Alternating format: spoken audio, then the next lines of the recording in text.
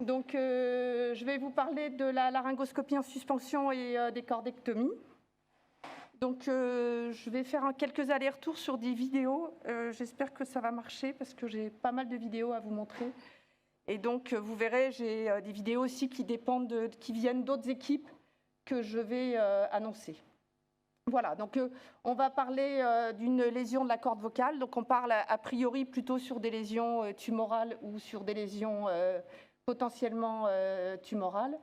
Donc, le bilan, il va constituer d'abord en une nasofibroscopie en consultation pour voir la lésion et pour évaluer la mobilité laryngée, ce qu'on ne pourra plus faire après.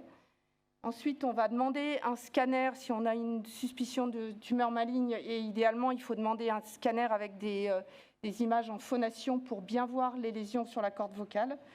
Sinon, très souvent, sur des toutes petites tumeurs, on ne voit rien au scanner.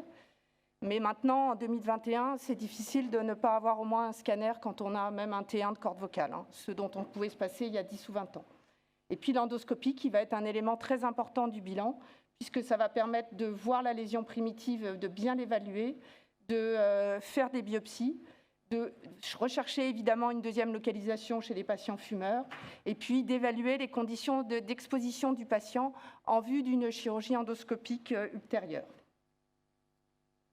Voilà, donc si ça veut bien démarrer. Voilà, donc l'examen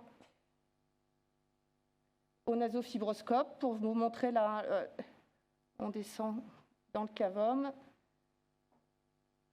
et on va arriver sur le larynx où vous allez voir une lésion qui est très volumineuse, mais surtout c'est une lésion verruqueuse qui va, vous voyez, diminuer la mobilité de la corde vocale, mais la rétinoïde bouge bien.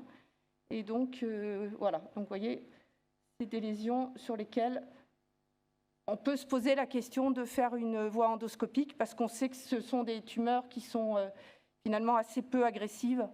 Et là, vraiment, il est très important de faire l'évaluation au nasofibroscope pour voir la mobilité de la rétinoïde.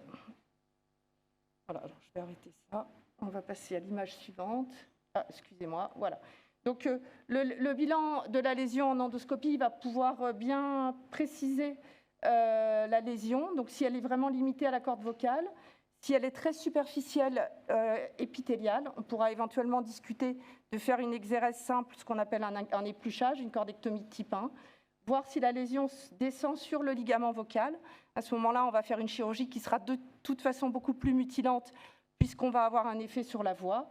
Et puis rechercher les lésions qui vont s'étendre jusqu'au muscle vocal. Et là, on part sur des lésions un petit peu plus étendues, voire sur un T2, et on est plus sur un T1 en termes de type de classification. Voilà, sur la lésion qui est étendue à la corde vocale, on va, au moment de l'examen endoscopique, chercher une extension sous-glottique, en sachant que très souvent, quand on a une tumeur qui est assez bourgeonnante, on peut avoir une fausse impression d'extension sous-glottique, et en fait, c'est seulement un débord de la tumeur, sans qu'il y ait d'atteinte sous-glottique vraie. On va également évaluer l'extension sur le processus vocal de la rétinoïde, sachant que par voie endoscopique, on peut sectionner très facilement au laser ce processus, et du coup faire une exérèse qui va emporter uniquement le processus vocal de la rétinoïde sans toucher à la totalité de la rétinoïde, mais par contre, on va en général avoir un impact sur la mobilité de la rétinoïde en post-opératoire. On va évidemment, c'est un moment important de l'endoscopie, faire une évaluation de l'extension à la commissure antérieure, sachant que cette extension à la commissure antérieure, elle veut dire éventuellement une tumeur qui va partir sur la loge HTE en haut, qui va partir sur le cartilage en avant, voire descendre en sous-glotte sur le ligament cricothyroïdien. Donc l'extension à la commissure antérieure, c'est vraiment un élément très important de l'évaluation du patient, parce que s'il y a une atteinte du cartilage, évidemment, il y a une contre-indication à une chirurgie endoscopique. Et puis, vous avez de temps en temps des grosses surprises sur une tumeur qui paraît toute petite. Vous pouvez commencer presque à dire au patient, vous avez une petite tumeur de la corde vocale, ce n'est pas grand-chose. Et puis, quand vous avez le scanner, vous avez la mauvaise surprise de découvrir que ce n'est plus un T1, c'est devenu un T4. Et c'est vraiment la face immergée de l'iceberg, cette lésion de la commissure antérieure. Voilà, donc vous montrez l'évaluation endoscopique sous anesthésie générale avec un examen à 30 degrés, à 70 degrés, et on va voir au niveau de la commissure antérieure s'il y a une extension à la commissure antérieure. En général, les tumeurs affleurent la commissure antérieure sans l'envahir, mais là, à partir du moment où vous avez une tumeur qui atteint la commissure antérieure, il va falloir faire une cordectomie plus large et emporter la commissure antérieure. Voilà, donc les points cruciaux, c'est l'évaluation de la commissure antérieure, comme je viens de vous le dire, le pied de l'épiglotte, qui est un élément important, le ventricule, donc vous voyez bien là sur cette image, on évalue le ventricule. Éventuellement, en poussant le larynx avec le doigt, ça permet de mieux évaluer le ventricule, où on met un écarteur de bande et on va regarder jusqu'où va la tumeur, si c'est accessible par voie endoscopique. Et puis, on va également aller évaluer la sous-glotte. Et vous voyez, parfois, on a la surprise de voir des tumeurs qui ont des micros. C'est très superficiel, mais c'est une extension sous-glottique qui n'est pas acceptable. On ne peut pas se permettre de faire une chirurgie endoscopique avec une extension sous-glottique aussi importante et qui envahit qui est en regard du cricoïde. Normalement, il doit y avoir un film qui apparaît. Voilà, donc vous voyez l'évaluation en endoscopie. Donc on arrive très bien à voir la tumeur, l'extension latérale au niveau du ventricule, et puis la partie commissurale antérieure, mais il va falloir de toute façon compléter avec un examen à l'optique à 90. Et vous voyez là, on est en optique à 90 et on voit très bien les cordes vocales, la commissure antérieure, vous avez votre tumeur qui est là, et ça permet de faire une bonne évaluation. On voit bien les deux bandes ventriculaires et la commissure antérieure qui est là. Donc toujours, pratiquement très souvent, des tumeurs qui atteignent la commissure antérieure sans l'envahir, mais pour être carcinologique, il faut aller un petit peu au-delà. Voilà, donc évidemment, à la fin de votre endoscopie, il faut faire un schéma. Évidemment, le nom, la date, le côté. Moi, je complète toujours le schéma par une vision à 90 degrés. Donc, on se met devant la commissure antérieure pour montrer où va la tumeur, si elle part dans le ventricule, si elle part sur la commissure antérieure, si elle atteint la corde vocale contralatérale. Et puis, évidemment, on marque la mobilité des cordes vocales. Voilà, donc vous terminez en fait votre bilan. Vous avez fait un schéma sur lequel vous avez bien précisé la lésion. Donc là, on utilise parfois des schémas qui sont pré-remplis. Un petit peu plus difficile à remplir parce que c'est un peu sombre, mais on arrive à bien voir en précisant bien tout ce qui est remarquable. Et puis, idéalement, nous, on essaye maintenant de mettre des photos qui ont été prises pendant l'endoscopie pour qu'on puisse les regarder pendant la RCP. Et puis, vous avez votre scanner. Et vous voyez là, par exemple, ce cas-là, un peu difficile, où on va avoir une condensation du cartilage thyroïde en regard de la tumeur qui pose le problème d'une atteinte du cartilage. Donc, on va faire une IRM pour compléter, pour avoir une certitude. Et là, s'il faut pencher pour ou contre une chirurgie endoscopique, ça c'est peut-être un argument supérieur pour ne pas faire d'endoscopie, mais ce n'est pas non plus une atteinte franche, c'est l'IRM qui va peut-être nous aider à trancher. Sachant que parfois c'est un peu la roulette russe et on le découvre en péropératoire ou en post-radiothérapie parce qu'on a eu un échec. Voilà. Donc, au moment de cette endoscopie, vous allez faire une biopsie, voire un épluchage, mais pas plus. À partir du moment où vous n'avez pas d'anapathe, où vous ne pouvez pas dire que c'est un cancer, vous n'avez pas le droit de faire un geste sur le ligament parce que vous allez intervenir sur la qualité de la voix du patient et donc vous ne pouvez pas, sans l'avoir prévenu avant, faire un geste sur le ligament vocal. Donc moi, ça m'arrive chez des patients âgés, très fatigués, ou chez des patients très avertis et très demandeurs qui ont déjà eu un bilan endoscopique avant. Sur un T1 de corde vocale, je les préviens que si, comme j'ai déjà une anapathe qui a été faite par un autre chirurgien, je les préviens à l'avance, mais surtout ne jamais enlever le ligament si le patient n'est pas prévenu. Et donc parfois, vous avez un petit peu du mal à différencier ce qui va être, vous voyez, ça, c'est de la laryngite chronique, c'est presque sûr, mais ça peut être un carcinome in situ. Là, vous avez des lésions qui sont bilatérales, pour lesquelles il va y avoir probablement d'un côté de la dysplasie sévère et de l'autre côté du cancer. Donc c'est assez fréquent d'avoir des lésions, vous voyez, de leucoplasie d'un côté, et là, manifestement, il y a un envahissement du ligament vocal. Donc là, vous pouvez faire l'épluchage éventuellement. Et par contre, de ce côté-là, il faut se contenter de la biopsie. Et puis, vous avez des lésions parfois comme ça qui sont très bourgeonnantes, qui, si ça se trouve, sont de la papillomatose et sur laquelle vous allez éviter de faire un geste agressif sur le ligament pour essayer de préserver au maximum la fonction vocale, ou en tout cas, vous devez prévenir le patient. Voilà, donc en RCP, on va discuter avec tous les éléments en main, c'est-à-dire l'examen clinique, l'examen endoscopique, l'imagerie, les conditions d'exposition, le terrain, j'ai oublié de mettre le terrain du patient évidemment, le type d'intervention que vous feriez si vous deviez faire une cordectomie. Ça peut se discuter en RCP, c'est parfois utile d'en discuter à plusieurs. Et à ce moment-là, on va prendre une décision, soit sur un traitement par radiothérapie, soit sur un traitement par chirurgie. Et très souvent, se pose la question de savoir si finalement on ne ferait pas mieux d'irradier le patient plutôt que de l'opérer, sachant que sur des lésions, surtout sur les T1, le résultat est exactement le même en termes de survie. Donc, on a des mêmes taux de rémission sur les T1 et petits T2, je dirais, parce que les gros T2, moi, je préfère les opérer si je peux avec une laryngectomie partielle, mais c'est rarement faisable par voie endoscopique. Après, on va voir ensemble sur les différents types de cordectomie jusqu'où on peut aller, et certains vont beaucoup plus loin que d'autres. Mais en France, en métropole, en tout cas, on privilégie toujours le traitement chirurgical sur un T1 ou sur un T2 pour finalement garder la possibilité de la radiothérapie si on a une tumeur métachrone, si on a une récidive. Donc, quand on est en échec après une chirurgie endoscopique ou partielle laryngée, on peut se permettre de reprendre soit un geste endoscopique, soit un geste de chirurgie par voie cervicale.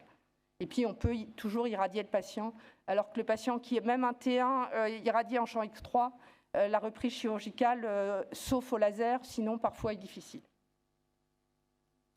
Voilà, donc une fois qu'on a décidé qu'on allait opérer le patient, très important de l'installation pour la voie endoscopique, il faut vraiment être très bien installé. Donc en général, on utilise un trépied. Voilà, donc en fait la position du patient, donc il faut vraiment qu'il ait le cou fléchi par rapport au thorax et la tête en extension par rapport au cou. Et en fait, ce que j'ai remarqué moi à l'usage, c'est que souvent quand on est mal exposé, il faut plus fléchir la tête. On arrive à mieux s'exposer en fléchissant un peu plus la tête. On a tendance à se mettre un peu comme les anesthésistes avec le patient trop en hyperextension. Voilà, donc l'intubation, alors il y a plusieurs écoles. Donc nous, on a à disposition ces sondes laser à double ballonnet qui sont remplies avec de l'eau, mais moi je les aime pas du tout parce qu'en fait elles ont un diamètre qui est très étroit, un diamètre utile qui est très étroit.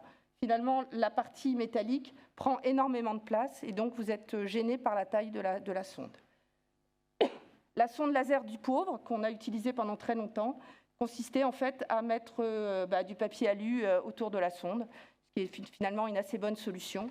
Et moi, ce que je fais de plus en plus maintenant, c'est une sonde normale, et puis j'utilise les cotons des neurochirurgiens pour protéger mon ballonnet, et ça se passe bien. Il n'y a vraiment pas de raison d'avoir de soucis. L'exposition du larynx, alors on a énormément de laryngoscopes possibles. Donc, par expérience, on utilise toujours le même, c'est le laryngoscope standard, mais le Wolf rend énormément de services quand on a des expositions difficiles chez certains patients, et donc c'est devenu en fait le premier secours. Mais après, chacun utilise celui dont il a l'habitude, mais il est nécessaire quand même d'en avoir au moins 2 ou 3 sortes pour pouvoir, en cas de difficulté d'exposition, se présenter autrement. Non, moi, je l'aime pas du tout. J'ai essayé de l'utiliser, mais je l'aime pas. Et en fait, on a des laryngoscopes qui servent jamais, qui sont des trucs un peu historiques, probablement des équipes antérieures, parce que ça s'abîme pas beaucoup. Et du coup, on a la possibilité d'essayer d'autres choses, mais avec le Wolf, on règle énormément de cas difficiles. Et puis après, sur les laryngoscopes, il y a plusieurs tailles, la spatule est plus ou moins longue, et donc on va aussi s'adapter en fonction de la longueur du cou du patient. Alors l'installation, donc comme vous le voyez, on s'installe avec le microscope, avec le laser. Idéalement, il faut avoir un siège confortable. Pendant des années, on était sur un petit tabouret inconfortable avec les bras en l'air. Et là, quand vous avez passé 3/4 d'heure, 1 heure avec les bras en l'air au laser, vous êtes épuisé. Donc j'ai fait l'investissement pour le service d'un vrai fauteuil avec, vous voyez, avec la possibilité de poser les bras. Donc ça facilite beaucoup la vie. Voilà, donc l'installation avec le microscope et le laser. Et donc, il faut avoir énormément de matériel, finalement. Donc, on utilise le matériel de microchirurgie, les micropinces, les micropinces étriées et les aspirations. Et donc, découverte aussi liée à l'habitude et c'est des aspirations qui sont protégées. Et donc, là, c'est une aspiration coagulante, vous voyez, qui est en fait... elle est gainée, donc en fait, elle est protégée par rapport au laser, ce qui est très confortable. Et puis quand ça saigne, vous aspirez en même temps que vous coagulez, donc vous voyez très bien ce qui saigne, et le bord de votre aspiration fait la coagulation. Donc il y a des petits instruments comme ça qui rendent de grands services, parce que quand on commence à être au laser et que ça saigne et qu'on ne voit plus rien, il y a des grands moments de solitude. Donc là, le fait de pouvoir, d'abord au laser, on arrive souvent à anticiper les vaisseaux, à les voir arriver, donc on peut les coaguler avant qu'ils saignent, mais également une fois que ça saigne, quand on peut aspirer le sang, on arrive à très bien voir ce qui saigne beaucoup plus facilement. Donc il faut avoir un bon microscope. Le laser, moi je n'ai l'expérience que du CO2. Le laser YAG est moins idéal pour faire de la chirurgie endoscopique au laser, mais on peut quand même faire des gestes. Et puis il faut avoir un bon microscope et puis bien s'installer. Comment ? Le laser diode, moi, je n'ai pas l'expérience, je ne peux pas vous dire.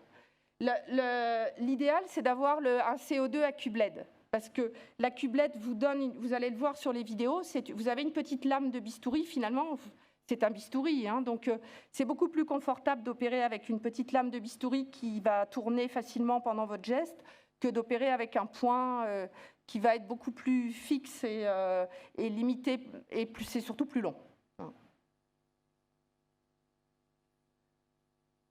Voilà, donc les différents types de cordectomie, donc il y a 6 sortes, et donc ça va être en fonction de la profondeur et du volume de résection. Donc vous allez voir, on a des cordectomies de type 1 qui vont être en fait un épluchage, de type 2 qui est en fait on enlève le ligament, le type 3 et le type 4, on va plus ou moins loin dans la résection du muscle vocal, et le type 5 où on va déborder sur la commissure antérieure et emmener la commissure antérieure.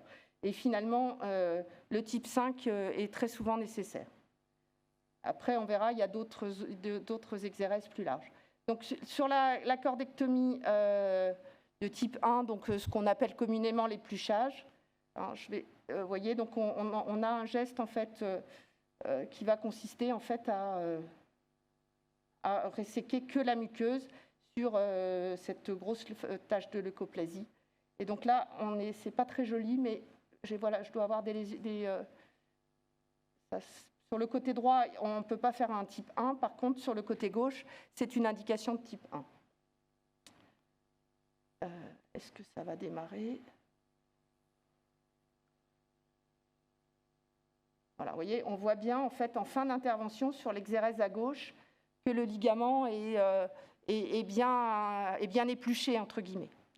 Alors, quelque chose qui rend énormément service pour ce genre de geste superficiel, c'est de faire une hydrodissection. C'est très facile à faire, il suffit d'avoir des aiguilles laryngées. Vous injectez en fait de l'eau au contact de votre ligament vocal et ça va vous déplisser la muqueuse et vous isoler le ligament de votre lésion. Et donc, je vais vous montrer, j'ai un film qui n'est pas de très bonne qualité, mais qui montre bien ce qui se passe. Pareil, une autre chose importante, c'est d'utiliser le laser à seulement à 5 watts. Si vous l'utilisez trop fort, vous allez tout brûler et vous n'allez pas bien voir ce qui se passe. Et ça, c'est quelque chose d'important pour faire la chirurgie au laser. C'est finalement de plutôt monter en puissance plutôt que de descendre. Il ne faut pas commencer à 15 watts. En général, au-delà de 10 watts, on brûle tellement les tissus qu'on ne voit plus grand-chose. Alors, attendez, je vais essayer de revenir sur...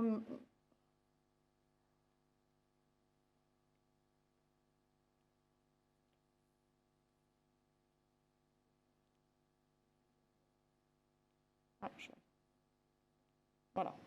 Donc, je vous montre le film. Ah. Je ne sais pas faire. Voilà. Ah, donc, il faut que je revienne peut-être en arrière. Voilà. Vous voyez, là, on est en train d'injecter.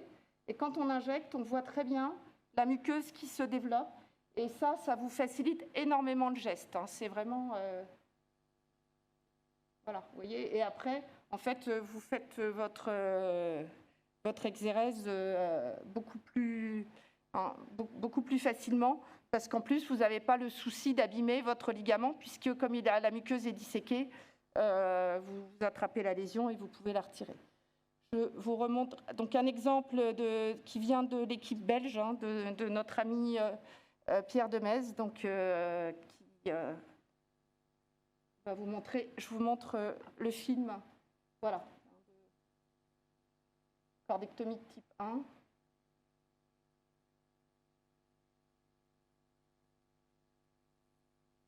Voilà, donc on prend la lésion délicatement avec une pince étriée. Et puis au laser, là, vous voyez, ils n'ont pas d'accublade, ils le font à la pince. L'exérèse. Donc le secret, c'est de ne pas avoir trop de puissance. Sinon, vous allez envoyer un bout de charbon à votre anapathe qui va vous en vouloir beaucoup. Vous voyez, et donc pour moi, le même geste avec avant un petit peu d'hydrodissection, ça facilite beaucoup les choses. Voilà, puis donc doucement, vous voyez, sous contrôle de la vue, ça ne saigne pas, c'est presque trop facile. Voilà, et puis donc, par précaution, on peut mettre un coton neurochirurgical en dessous pour éviter de faire des petites ponctures sur la trachée.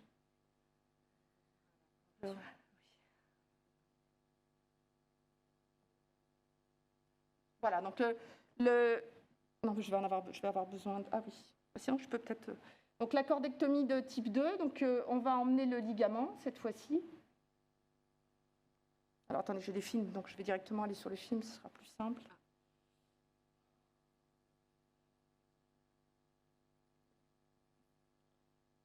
Donc, là, pareil, j'utilise le film de... J'essaye de faire ce que vous me dites, mais j'arrive pas.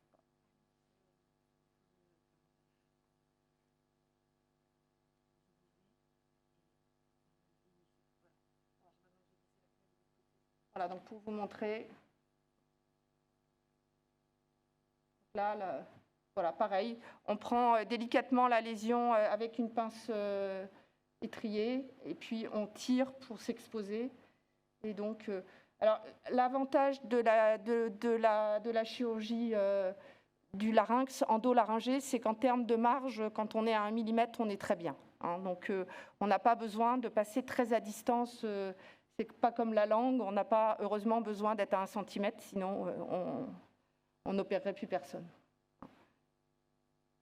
Voilà, alors ça, un souci que moi j'ai aussi souvent, hein, c'est la fumée.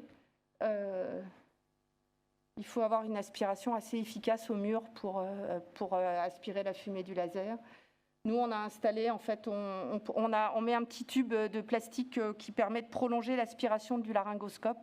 C'est des petites techniques, c'est MacGyver, il faut avoir des petites solutions pour tout en chirurgie. Et c'est vrai que ça ça permet de mieux aspirer. Donc vous voyez là l'intervention qui permet de faire l'exérèse. On est un petit peu gêné par le...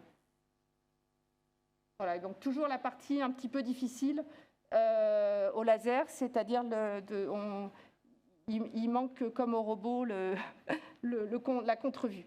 Et donc le fait de mettre un petit coton neurochirurgical, ça permet de ne pas avoir de... Moi, je mets un coton mouillé en plus, comme ça, il n'y a pas de surprise. Et du coup, ça permet de faire l'exérèse en profondeur et à la partie basse sans souci. Voilà. Je vais revenir sur ma présentation.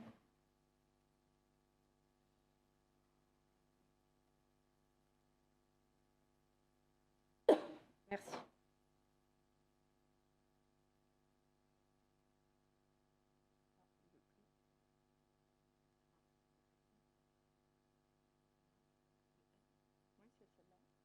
Voilà, ça marche. Voilà, donc pour vous montrer des images, donc,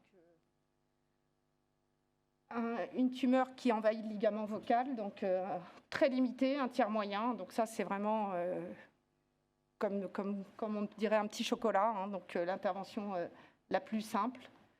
Et donc on va faire une exérèse, vous voyez, où on va emporter le ligament et passer à distance de la tumeur. Le type 3, donc ça ne change pas grand-chose, mais ça saigne un peu plus parce qu'on passe dans le muscle. Donc on va faire une exérèse où on va passer un petit peu plus en profondeur, mais ça ne change pas grand-chose au geste. Le type 4, donc là on emmène toute la corde vocale jusqu'à la commissure antérieure. C'est une indication, moi je dirais pas très fréquente. Ce qui est vraiment le plus souvent, c'est plutôt le type 5. Donc vous voyez là, c'est un type 4. Donc on a emporté toute la corde vocale. La tumeur était très exophytique, mais finalement assez peu envahissante. Et puis vous voyez là, on part en profondeur dans le muscle et on va jusqu'à la commissure antérieure. Et donc l'intervention faite, vous voyez l'aspect en novembre 2009. Et donc ça, c'est le patient à qui j'ai dû refaire un examen endoscopique de contrôle, ce que je ne fais plus, mais en l'occurrence, les limites devaient être un peu justes. Donc on avait dit qu'on referait un contrôle à quelques mois. Et vous voyez, il y a une belle encoche. Donc ça, au niveau des résultats vocaux, ce n'est pas extraordinaire. Mais plus vous avancez dans le type de cordectomie, plus il faut prévenir votre patient des séquelles. Donc vous voyez, ça, c'est 4 mois après. Le patient, il a une bonne raison d'être dysphonique. Et puis, il a essayé de compenser un peu avec sa corde vocale contralatérale. Ce n'est pas de la tumeur, c'est vraiment c'est la nature qui a horreur du vide. Voilà, donc le type 5A, c'est ce que je vous ai montré. C'est ce que je vais vous montrer là, c'est l'exérèse où on part en avant sur la commissure antérieure. Et le type 5B, où on part sur l'aryténoïde. Alors, on va essayer de revenir sur les films.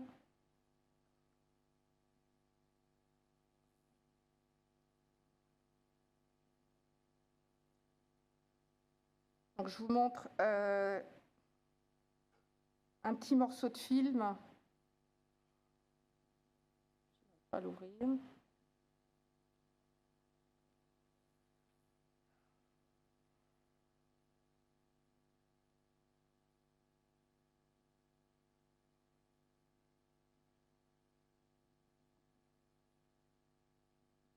Pas s'ouvrir. Ah, pardon, si, vous le voyez. Vous voyez, en fait, ce qui peut rendre service quand on a c'est en fait de sectionner la bande ventriculaire. Donc là, vous voyez, en fait, j'ai la lésion qui est dans la pince. Et là, au laser, on sectionne la bande ventriculaire. Alors, on peut soit faire une exérèse complète, soit juste faire une section. Et vous allez voir, ça permet... Alors là, on est un peu gêné par le... Voilà. Et en fait, ça permet de beaucoup mieux voir ce qui se passe au niveau du ventricule et donc de faire une exérèse sous contrôle de la vue. Et ça a assez peu d'impact sur la qualité de la voix. Donc, je vous montre un autre film donc, qui a été fait par Nicolas Fakhri, qui donc, est le professeur Fakhri qui est à Marseille. Et donc, vous voyez, ça, c'est une chirurgie endoscopique d'une tumeur qui part jusqu'à la commissure antérieure. Et donc, il y a une extension à la commissure antérieure. Donc, il va falloir emporter la commissure. Alors, le film est assez court, mais il y a quelque chose de très intéressant à voir. Donc, d'abord, on n'hésite pas à changer d'exposition. Donc, on commence par faire la partie postérieure en étant bien installé. Et puis après,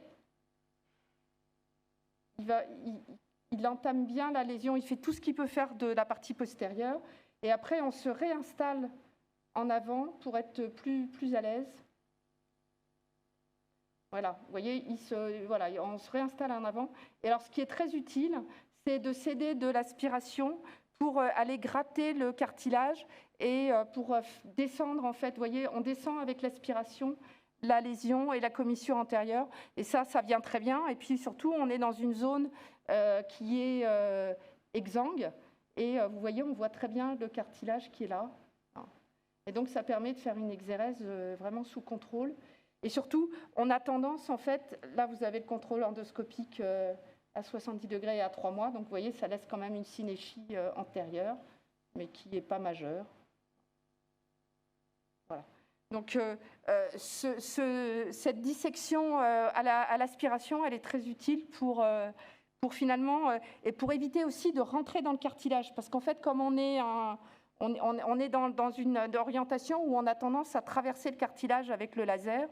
Et moi, j'ai eu l'expérience une fois d'un patient qui a fait une cellulite cervicale une semaine après une chirurgie endoscopique au laser, parce que je pense que j'avais un peu brûlé le cartilage. Et du coup, bon, ça s'est très bien passé sous antibiotiques. Il n'y a eu vraiment aucune complication, aucune séquelle, mais c'est vraiment très désagréable. Puis c'est quelque chose auquel on ne s'attend pas dans les suites. Je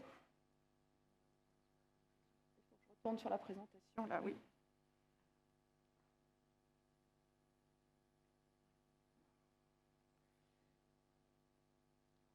Donc là, on peut effectivement faire des exérèses où on emmène l'aryténoïde. Donc moi, j'en ai pas une expérience folle. En fait, vous allez voir, il y a des exérèses beaucoup plus larges. Et après, on peut en fait faire des exérèses très larges au laser, mais on n'est pas toujours. C'est vraiment des équipes qui sont entraînées, qui le font souvent, et on a souvent quand même des soucis de. Pas sur la bonne.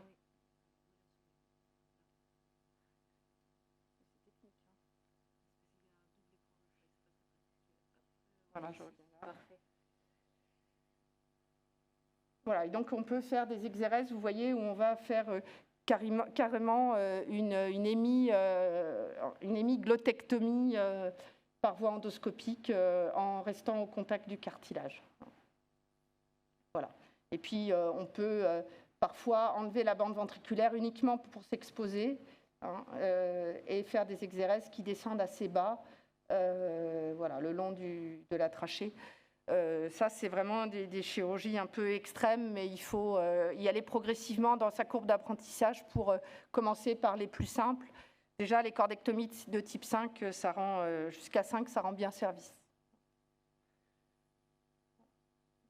Donc, pour vous montrer, donc ça, c'est le patient dont je vous ai montré le film. Vous voyez, quand on sectionne la bande ventriculaire, c'est une section simple, ça laisse assez peu de séquelles.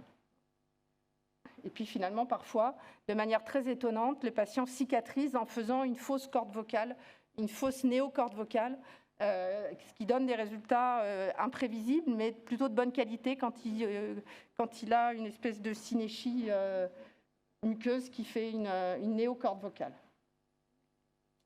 Voilà, donc c'était pour vous montrer là, ce que je vous ai montré, la section de la bande ventriculaire pour pouvoir permettre de s'exposer. Vous voyez, donc c'est toujours des exemples de lésions qui vont jusqu'à la commissure antérieure, qui envahissent la commissure antérieure. Et donc, on va faire une exérèse jusqu'au cartilage. Voilà, donc c'est un geste qui est très simple, qui a des suites qui sont dans la majorité des cas simples. Je vous dis, moi, ça a dû m'arriver une fois d'avoir un saignement en post-opératoire. Ça m'est arrivé une fois d'avoir une cellulite, mais je pense que c'était de ma faute. J'avais péché par confiance. Et puis, il y a finalement assez peu de séquelles, mais des séquelles vocales pour lesquelles il faut prévenir le patient. Alors, Le problème c'est le problème de l'anapathe, c'est-à-dire que vous allez enlever une tumeur et l'évaluation des marges est difficile. Nos anatomopathologistes, ils n'aiment pas du tout quand on leur envoie une résection au laser. Donc, petit à petit, on a appris en fait à faire une orientation de la pièce sur un liège pour mieux. Enfin, c'est plus du liège hein, maintenant, c'est des plastiques, mais avec des petites aiguilles, leur montrer la partie antérieure et la partie postérieure. Il ne faut pas utiliser le laser trop fort parce que sinon vous envoyez des morceaux qui sont brûlés, les marges ne sont pas interprétables. Il y a des équipes, je vais vous montrer un film, il y a des équipes qui font des recoupes systématiques. Après, chacun a sa manière de faire. Moi, j'ai tendance plutôt à prendre large. Et une fois que j'ai enlevé la pièce, que je trouve qu'il y a des zones un peu douteuses, pas suffisantes en termes d'exérèse, à faire des recoupes en regard. Mais chacun a sa manière de faire. Et du coup, je vais revenir. Voilà, donc je vous montre le film de Sébastien Vergès, donc, qui est dans la salle, qui va nous montrer. Voilà, ce film, il montre comment on peut faire, comment on fait l'exérèse de la pièce pour faire une analyse histologique précise. Voilà, donc là, on a une cordectomie probablement de type 2. Vous voyez, pareil, tout le monde a les mêmes soucis de fumée.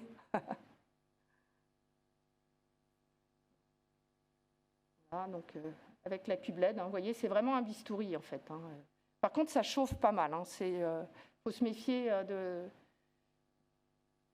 Voilà, et donc vous voyez, là, la pièce... est présenté sur un schéma avec toutes les recoupes. Donc là, c'est vraiment le top du top en termes de sécurité anatomopathologique. Vous enlevez la pièce et vous faites une sorte de MOS, en fait, comme en dermato, pour faire le tour de la lésion. Non. Mais chacun a sa manière de faire. Moi, j'ai plutôt tendance à prendre large dès le départ et à faire des recoupes, parce que finalement, chaque recoupe oblige à refaire un geste au laser avec le risque de saignement, avec les difficultés. Donc ça rend le geste chirurgical beaucoup plus ardu. Je reviens sur... Je crois que je vais finir par savoir le faire. J'apprends.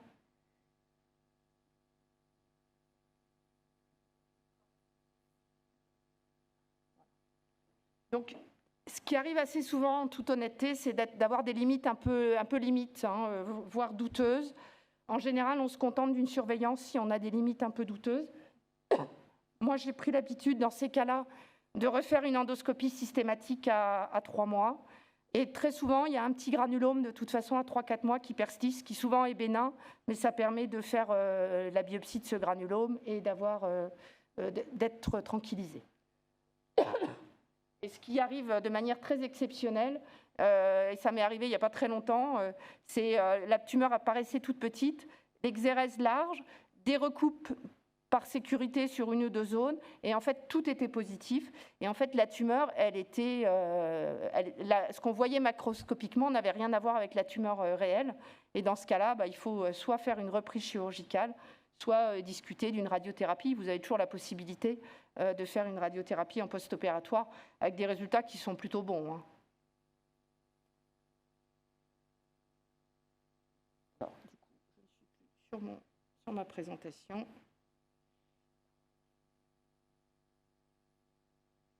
sais plus où aller la chercher.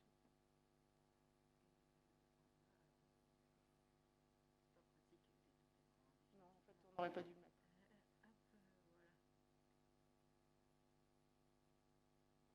Voilà, donc finalement, en conclusion, donc les points clés, finalement, le plus difficile, c'est probablement l'évaluation préopératoire. Hein. Donc il faut vraiment faire un examen d'imagerie de bonne qualité avec une interprétation fine. Il faut faire un examen endoscopique il faut vraiment prendre le temps de le faire bien, éventuellement faire des photos, prendre le temps de regarder, de s'exposer, de se mettre en situation quasiment. Hein, parfois, on sort même le laser, mais ce n'est pas forcément indispensable. Mais au moins, aller voir comment on va être exposé au microscope si le patient est facilement exposable, parce qu'il y a quand même des gens inexposables. Il faut avoir du matériel de bonne qualité. Et du coup, il y a des petits instruments, comme vous voyez, ce fameux aspirateur protégé, aspiration coagulation protégée qui, excusez-moi, rend service. Et puis le laser, il faut avoir le laser le plus performant possible, effectivement. Mais bon, ça, en général, on peut faire des gestes avec des premières cordectomies avec un laser et un microscope. Mais je trouve que la QBLED a beaucoup facilité le geste parce que ça va plus vite, c'est plus facile. On a un bistouri entre les mains alors qu'une pointe, c'est plus fastidieux. Voilà, je vous remercie. Est-ce que vous avez des questions? Oui. Voilà, j'ai 2 questions à vous poser. Est-ce qu'on reste que dans la démarche classique, c'est-à-dire dès qu'une lésion va bien dans le ventricule de Morgagni, dès que ça touche la sous-glotte, on exclut bien entendu les cordectomies ou le geste légèrement élargi? Non, moi honnêtement, si le patient est très exposable et que vous pouvez faire une exérèse dans de bonnes conditions en étant à distance de votre tumeur, alors après la sous-glotte, au-delà d'1 centimètre, vous pouvez pas être en sécurité. Mais si vous vous sentez capable de le faire et que vous êtes... en fait, c'est le principe de base de la cancérologie, c'est qu'à partir du moment où on pense qu'on va faire un geste en limite saine et que là, on peut se lancer et ça vaut la peine. Donc de ce côté-là, ça a évolué un petit peu dans la mesure où on peut y aller un peu plus largement. Vous avez vu, là, il y a des cordectomies maintenant qui sont très larges. Autre question, s'il vous plaît. Quand vous avez à distance de l'intervention, quand vous avez un granulome et que vous observez un granulome, vous faites quelque chose dessus ou vous faites rien? Moi, en général, je vais le biopsier et le retirer. Oui, vous le biopsiez et vous le retirez? Oui. Ah oui, c'est difficile de garder, de suivre un granulome. C'est stressant pour le chirurgien et pour le patient. En fait, si vous voulez, le grand matériel basique, à part les instruments qui sont protégés, c'est tout ce qu'avait inventé le docteur Marc Bouchaillet il y a plus de 50 ans de ça. Exactement, c'est tous les instruments de microchirurgie qu'on utilise. Oui, je reconnais tous ces instruments. Oui, c'est les mêmes. À part quelques instruments protégés, maintenant on a des pinces, je ne vous l'ai pas montré, mais on a des pinces gainées pour... Mais finalement, avec l'habitude, à partir du moment où on ne touche pas du métal avec le laser, on peut utiliser tout à fait les instruments de microchirurgie laryngée classique. Merci beaucoup. Ce qui fait que la place de la cordectomie pour voie externe, par la laryngofissure, est diminuée. On en fait 1 ou 2 par an chez des patients qui ne sont pas du tout exposables et qui sont partants plutôt qu'une radiothérapie. Là, on se pose vraiment la question de la radiothérapie en champ étroit. Mais il y a des patients qui sont inexposables. C'est même pas la peine. Vous vous installez en suspension et vous voyez à peine l'aryténoïde. Donc là, c'est pas la peine d'essayer la voie endoscopique. J'ai une petite question, s'il te plaît, Béatrix, concernant ton protocole post-opératoire. Est-ce que tu observes un repos vocal? Est-ce que tu donnes un traitement particulier ou les patients, finalement, Moi, je suis anti-repos vocal parce que j'ai remarqué, en tout cas dans ma population de patients, que quand on dit aux gens de faire un repos vocal, ils chuchotent. Et le chuchoter, je crois que c'est ce qu'il y a de pire. Du coup, je leur dis de parler normalement par contre, ils n'ont pas le droit de crier, en fait. Et puis, quand c'est des gens qui ont un usage professionnel de la... Alors, je ne vois pas de chanteur, mais quand c'est des gens qui ont un usage professionnel de la voix, je les mets en arrêt de travail de manière un peu prolongée quand même. Mais moi, je ne suis pas une adepte du repos vocal. Vraiment, c'est le meilleur moyen de les voir chuchoter, en fait. Et une autre petite question, tu les fais en ambulatoire aussi? Alors, les cordectomies de type 1, j'en ai fait en ambulatoire. Très souvent, je fais un J0 et ils sortent le lendemain. Pratiquement toutes les cordectomies laser. Après, je fais plutôt des types 5A ou 5B, mais je vais rarement sur les très larges exérèses endoscopiques. Très souvent, ils rentrent le matin et ils sortent le lendemain matin. Je préfère les garder la nuit. Mais des cordectomies laser simples, ça m'est déjà arrivé d'en faire en ambulatoire. Oui, tout à fait. Toi, tu les fais en ambulatoire? Oui, toutes. Quelle que soit la taille? Oui, ça dépend un peu des comorbidités du patient. Oui, c'est ça. Évidemment, il y a un risque hémorragique. Mais de principe, cordectomie pour nous égale ambulatoire. Même une 3, même une 4. Honnêtement, il ne se passe jamais rien. Hein. C'est plus par prudence que je les garde jusqu'au lendemain matin. Moi, j'ai eu une chute, enfin un saignement qui était en fait en salle de réveil. Moi c'est pareil. La seule fois où j'ai eu un saignement, le patient venait de remonter dans sa chambre, on l'a redescendu, on a fait la coag et puis ça s'est réglé. Ouais. Comment est-ce que vous gérez les synéchies glottiques antérieures chez les patients en rémission complète et qui restent très handicapés par ça? Les synéchies, je les reprends, je fais une section de la synéchie au laser et après je fais un taponnement avec, alors j'ai un trou de mémoire, mais je mets une chimiothérapie, la mitomycine, voilà, et ça marche très bien. Après, ça réduit la synéchie, mais c'est très imprévisible. Mais ça marche. Si vous faites la section de la synéchie sans mettre de mitomycine, ça ne marche pas. La mitomycine, mais juste en application, je crois que ça doit coûter 5 ou 6 € le flacon. Il faut juste prévenir la pharmacie qui vous prépare le prélèvement. Merci. Oui. Oui, mais ça, c'est un petit peu gris-gris, je pense. C'est à l'habitude, quoi. Oui. On aime bien. Mais même d'une manière générale, moi, les patients qui ont eu une chirurgie endoscopique au laser, les laryngites chroniques et tout ça, j'ai tendance à les laisser sous traitement anti-reflux. C'est quand même tellement fréquent que ça peut être qu'un facteur aggravant. C'est pas compliqué. Mais il n'y a pas eu d'étude qui a montré un intérêt objectif d'un traitement anti-reflux versus rien.